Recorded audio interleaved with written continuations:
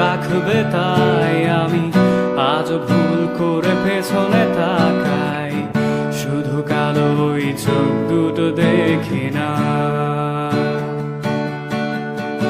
আমি আজও আনমোল